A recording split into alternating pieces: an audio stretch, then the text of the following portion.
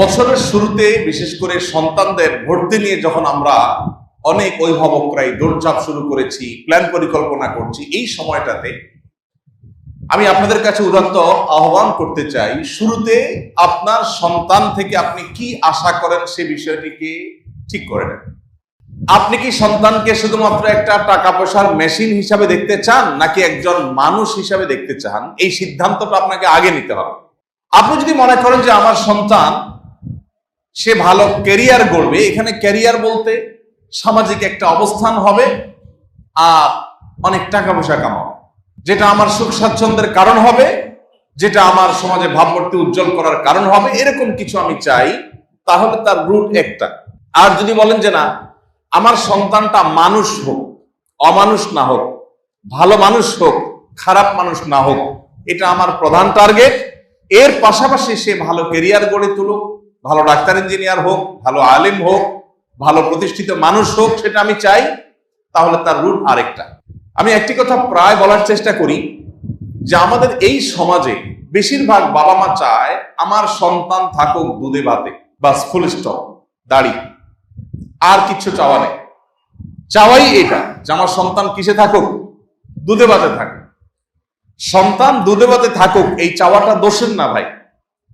আপনার সন্তানের দুধে ভাতে থাকার চাওয়া আপনার মধ্যে থাকুক, কিন্তু তার পাশাপাশি এটাও থাকুক, বরং এটাকে আপনি অগ্রাধিকার দিয়ে ভাবুন যে আমার সন্তান যেন মানুষ হয়ে বেঁচে থাকে। ও যেন ঘুষখোর না হয়, ও যেন সুদখোর না হয়, ও যেন সন্ত্রাসী না হয়, সে যেন চিটার বাটপার না হয়, সে যেন কারো হক মারার মতো মানুষ না হয়, সে যেন কারো কষ্টের কারণ না হয়, সে যেন ভালো মুসলমান হয়, সে যেন আল্লাহ ভীরু হয়, সে যেন মুত্তাকি পরহেজগার হয়, সে যেন কোরআন ও সুন্নাহকে চিনে। এইটা থাকুক, পাশাপাশি সে তার ভালো ক্যারিয়ার গড়ে তুলুক, সে ভালো ডাক্তার ইঞ্জিনিয়ার হোক। এই চাওয়াটা দোষের নয় ভাইরা আমার। সন্তানের শুধু দুধভাতের চিন্তা যারা করেন, হয়তো সন্তান দুধভাত পেয়েও যায়, হয়তো ভালো লাইফ, লাক্সারিয়াস লাইফ সে পেয়েও যায়, কিন্তু ভালো মানুষ না হওয়ার ফলে সন্তানের ওই সুখময় স্বাচ্ছন্দ্যময় জীবন, তার ওই উন্নত ক্যারিয়ার বাবা মাকে আনন্দ দেয় না। বহু সন্তান আছে, অনেক প্রতিষ্ঠিত হয়েছে, অনেক ভালো জায়গায় গিয়েছে, অনেক বড় চেয়ারে বসেছে, অনেক টাকা পয়সা কামাচ্ছে, অনেক প্রতিষ্ঠিত মানুষ হয়েছে, কিন্তু বাবা মার চক্ষু শীতল হচ্ছে না, নয়ন জোড়াচ্ছে না সে সন্তানকে দিয়ে। কারণ সন্তান অমানুষ। সন্তান বাবা মার প্রতি দায়িত্বশীল না, ভাই বোনের প্রতি দায়িত্বশীল না, সন্তানের ভিতরে তাকওয়ার ঘাটতি আছে, সন্তানের মধ্যে ঈমান আমলের ঘাটতি আছে। এই সন্তান বাবা মার চক্ষু জোড়ানো, নয়ন জোড়ানো, চক্ষু শীতলকারী সন্তান হতে পারেনি। তাহলে সন্তান শুধু দুধে ভাতে থাকলে, সন্তান শুধু ভালো জায়গায় চলে গেলেই সেটা আপনার শান্তি, আপনার সুখ, আপনার প্রশান্তির কারণ হবে না। সন্তান ভালো মানুষ হয়, পাশাপাশি তার যদি প্রতিষ্ঠিত সে হয়, তখন ভাইরা আমার, এই জন্য সন্তানের ক্যারিয়ার নিয়ে আমরা যারা ভাবছি, তার শিক্ষা জীবন নিয়ে যারা পরিকল্পনা করছি, সে সমস্ত অভিভাবকদেরকে আমি বিনয়ের সাথে আহ্বান করতে চাই, আমরা আমাদের উদ্দেশ্যটা আগে ঠিক করি। আমরা আমাদের সন্তানের ভালো মানুষ হওয়াটাকে সবকিছুর উপর অগ্রাধিকার দেব, ভালো মুসলমান হওয়ার দিকটাকে অগ্রাধিকার দিব, পাশাপাশি তার ক্যারিয়ার, তার অন্যান্য বিষয়গুলোকে ভাববো। এই যদি হয় আমাদের টার্গেট, তাহলে এবার প্রতিষ্ঠান নির্বাচন করা, শিক্ষক নির্বাচন করা, শিক্ষার রুট নির্বাচন করা, এগুলো আমাদের জন্য অনেকখানি সহজ হয়ে যাবে। আপনি আপনার সন্তানকে সেক্ষেত্রে সেই প্রতিষ্ঠানে ভর্তি করবেন যেখানে ভর্তি করলে আপনার সন্তানের নীতি নৈতিক দিকটা সংরক্ষিত থাকবে, আপনার সন্তান ফাসেক হয়ে যাবে না, মুত্তাকি থাকবে।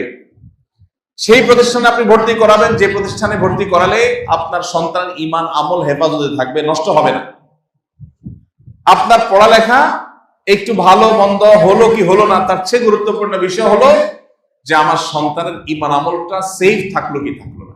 দেখুন, আমরা পৃথিবীতে চিরকাল থাকবো না, একসময় চলে যাব। এই সন্তানরা, এই ভবিষ্যৎ প্রজন্মরা, তারাই আমাদের চিন্তাধারা, আমাদের ঈমান আমলকে ধারণ করবে, লালন করবে। সন্তানকে যদি আল্লাহর সাথে পরিচিত করান, সন্তান যদি কোরআনের সাথে পরিচিত হয়, সে যদি ভালো মুসলমান হয়, তো আপনি এটা নিশ্চিত ধরে রাখতে পারেন, এই সন্তান কখনো আপনার কষ্টের কারণ হবে না ইনশাআল্লাহ। আর যদি সন্তানকে আপনি আল্লাহমুখী না বানাতে পারেন, মুত্তাকি না বানাতে পারেন, তাহলে এই সন্তান আপনার দুঃখের কারণ হতে পারে, জোরালো সম্ভাবনা আছে। ভাইরা আমার, আমাদের সন্তানদের ব্রেইন গুলোকে দোলাই করবার জন্য, মগজ ধোলাই করবার জন্য পশ্চিমারা তাদের মতো করে শিক্ষা কারিকুলাম আমাদের এখানে পুশ করার চেষ্টা করে। আমি এর আগে বলেছিলাম, শিক্ষা মন্ত্রণালয়ে বেশ কয়েকবার আমাকে যেতে হয়েছে পাঠ্যপুস্তক নিয়ে, শিক্ষা কারিকুলাম নিয়ে নানা বিষয়ে, সংশ্লিষ্ট বিষয়ে কর্তৃপক্ষের সাথে একাধিকবার বৈঠকের জন্য যেতে হয়েছে। আমি অবাক হয়েছি, অন্য আরো অনেক মিনিস্ট্রিতে আমি গিয়েছি বা অনেক দপ্তরে আমার যাওয়া হয়েছে, কিন্তু আমার কাছে মনে হয়েছে 2-3টা দপ্তরে বিদেশিদের আনাগোনা সবচেয়ে বেশি, এর মধ্যে একটা হলো শিক্ষা। আমি অবাক হয়েছি, এত বিদেশি কেন এখানে? উপদেষ্টার সাথে, মিনিস্টারের সাথে সাক্ষাতের জন্য বিদেশিদের এত কাজটা কি? আমার দেশের ছেলে মেয়ে কি পড়বে না পড়বে এটা নিয়ে ওদের এত মাথা ব্যথা কেন? আমার দেশের ছেলে মেয়ে কি পড়বে এটা নিয়ে আমার মাথা ব্যথা, আপনার মাথা ব্যথা হবে, বিদেশিদের এত মাথা ব্যথা কেন হবে? তারা কেন এত গুড় করবে মিনিস্ট্রির মধ্যে? আমি যতবার গিয়েছি ততবার দেখেছি ওয়েটিং রুমে আমার সাথে অনেক বিদেশি অপেক্ষা করছে। আমি অবাক হয়েছি, আমি বিস্মিত হয়েছি। আমাদের সন্তানদের ব্রেইন ওয়াশ করার জন্য, তাদেরকে বেঈমান করবার জন্য, তাদেরকে এদেশীয় কালচার থেকে সরাবার জন্য শিক্ষা কারিকুলামে হেন কোনো চেষ্টা না যে করা হয়নি। আপনারা জানেন, বিগত আমলে এটাকে নষ্ট করতে করতে এমন একটা পর্যায়ে নিয়ে যাওয়া হয়েছে যে আমরা ঘন্টাকে ঘন্টা বক্তব্য দিতে হয়েছে এটা নিয়ে। আলহামদুলিল্লাহ, কিছু কিছু বিষয় থেকে তখন সরকার সরে আসতে বাধ্য হয়েছে, কিন্তু এখনো সেই ষড়যন্ত্র বসে নাই, এখনো সে চলমান আছে। এখন আপনার সন্তান কি পড়ে?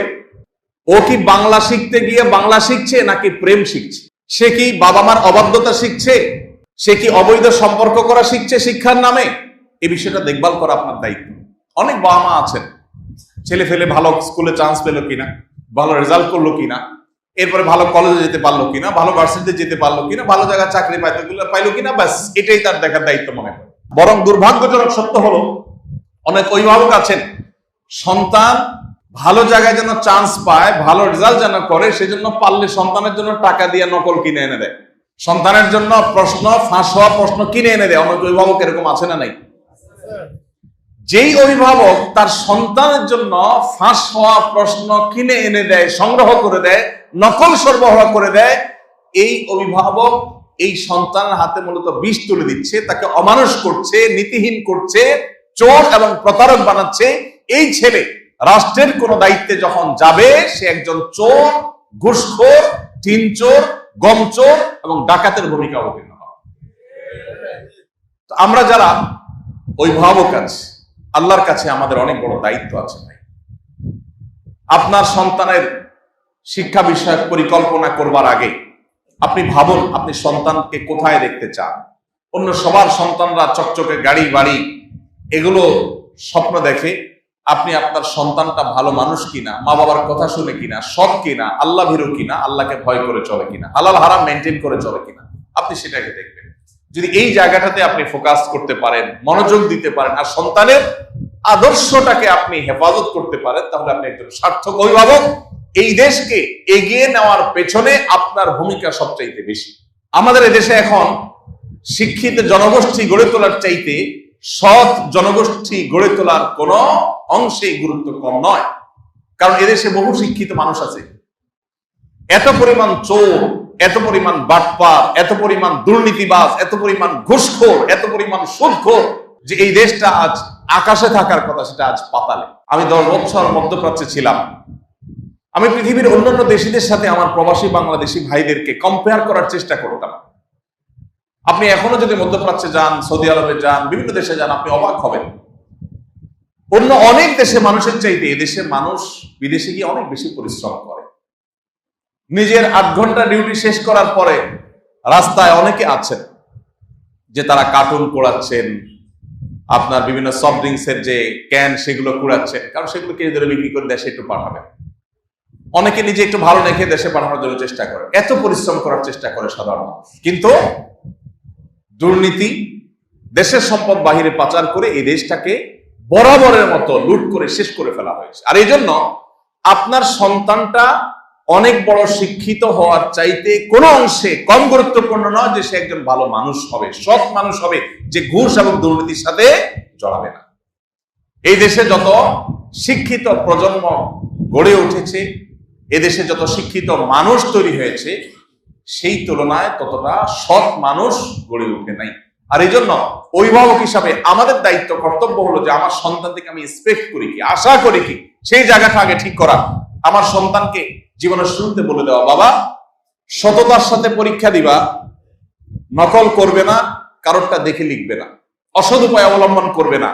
এতে যদি তোমার রেজাল্ট খারাপও হয়, আমরা তোমাকে অ্যাপ্রিসিয়েট করব, আমাদের কোনো দুঃখ থাকবে না। কিন্তু কয়জন আছে সেরকম অভিভাবক হয়?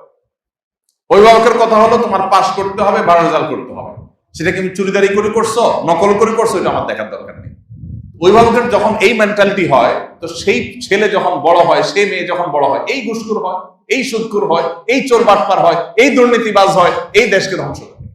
এই জন্য আমাদের জীবনের লক্ষ্য, বিশেষ করে সন্তানদের কাছে আমাদের যে এক্সপেকটেশন, এটাকে ঠিক করা দরকার। আমি প্রায় বলি, আমার ছেলে মেয়েদেরকে আমাদের সবসময় বলা আছে, ভালো ফলাফল চাই, তবে সৎ উপায়ে হলে আলহামদুলিল্লাহ, না হলে কোনো দুঃখ নেই।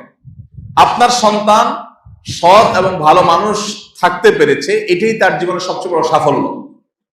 এই জিনিসটা যত তাড়াতাড়ি আমরা বুঝতে পারবো, তত তাড়াতাড়ি আমাদের কল্যাণ হবে। আমাদের মুশকিল হলো, জগতের চাকচিক্যগুলো আমাদেরকে প্রভাবিত করে। অমুকের ছেলে এটা করেছে, আমার ছেলে কি করেছে, অমুকের ছেলে তমুকটা করেছে, আমার ছেলে কি করেছে।